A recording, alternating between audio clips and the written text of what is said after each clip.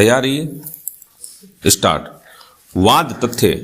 अपीलार्थी गण को भारतीय दंड संहिता 1860 की धारा 304 ख के अंतर्गत अपराध के लिए आरोपित किया गया था, जिसमें सत्र न्यायाधीश हरिद्वार ने अपीलार्थी गण को दोषमुक्त कर दिया था, किंतु परिवादी प्रत्युत्तर दाता संख्या 2 की अपील पर उच्च न्यायालय ने अपीलार्थी गण को आजीवन कारावास के दंड से दंडित किया। स्टॉप।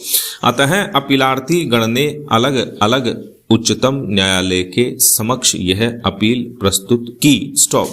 अभियोजन के कथानक के अनुसार प्रत्युत्तर दाता संख्या 2 मृतका के पिता ने दिनांक 23/1/2011 को साय 5 बजे इस आशय की प्रथम सूचना रिपोर्ट दर्ज कराई कि अपीलार्थी संख्या 1 संदीप कुमार के साथ उसकी पुत्री प्रियंका का विवाह 10/12/2009 को संपन्न हुआ था और विवाह के कुछ ही दिन बाद अपीलार्थी और उसके माता पिता मृतका के सास ससुर दहेज के लिए उसकी पुत्री को प्रताड़ित करने लगे। स्टॉप।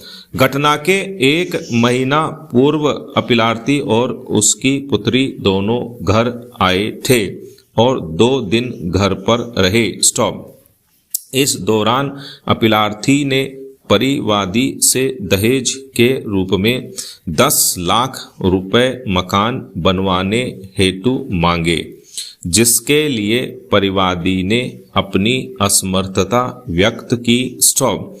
उस समय परिवादी की पुत्री ने परिवादी से कहा था कि यदि ससुराल वालों को दहेज के रुपए नहीं मिले तो वे लोग उसे जान से मार देंगे। फिर भी परिवादी ने अपनी पुत्री को समझाकर ससुराल भेज दिया। स्टॉप। परिवादी का आगे कथन था कि ससुराल जाने के बाद पुत्री ने घर के अनेक सदस्यों को फोन किया कि ससुराल वाले पति सास ससुर दहेज के लिए बराबर प्रताड़ित कर रहे हैं। स्टॉप। पुत्री ने घटना के दिन 23/1/2011 को भी प्रातः 9 बजे फोन किया था कि जल्दी हरिद्वार आइए, नहीं तो ये लोग मुझे जान से मार देंगे। स्टॉप।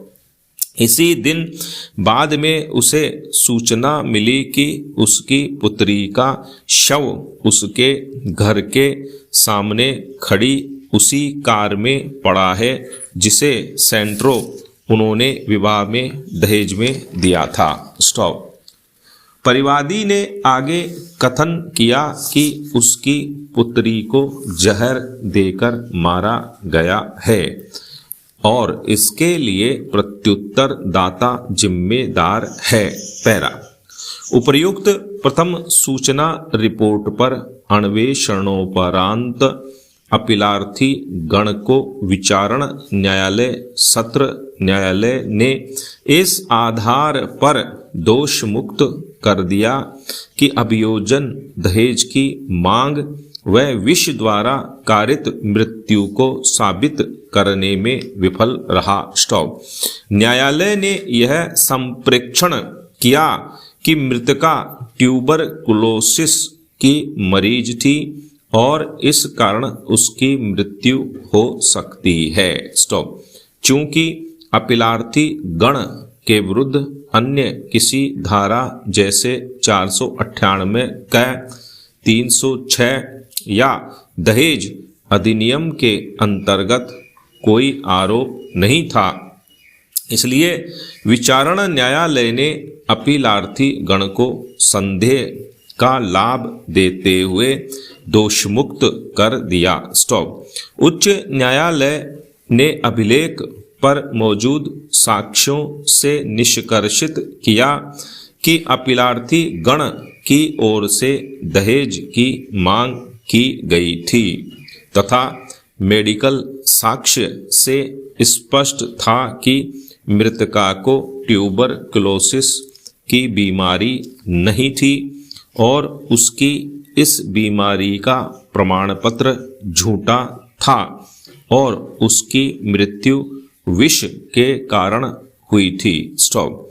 विष द्वारा कारित मृत्यु के लिए उच्च न्यायालय ने अनंत चिंतामन लागू बनाम बंबई राज्य AIR 1960 SC 500 के मामले में उच्चतम न्यायालय द्वारा स्थापित विधि पर विश्वास व्यक्त किया। स्टॉप। तदनुसार धारा 304 ख के अंतर्गत अपीलार्थी गण को आजीवन कारावास का दंड दिया। स्टॉप। पैरा। निर्णय 1। हमने विचारण न्यायालय के निष्कर्षों पर विचार किया। स्टॉप। अपीलार्थी गण के विरुद्ध आरोप भारतीय दंड संहिता की धारा 304 ख के अंतर्गत लगाए गए थे। स्टॉप। दहेज मृत्यु के संबंध में धारा 304 ख के अंतर्गत निम्न उपबंध किए गए हैं। स्टॉप। पैरा। धारा 304 ख दहेज मृत्यु 1।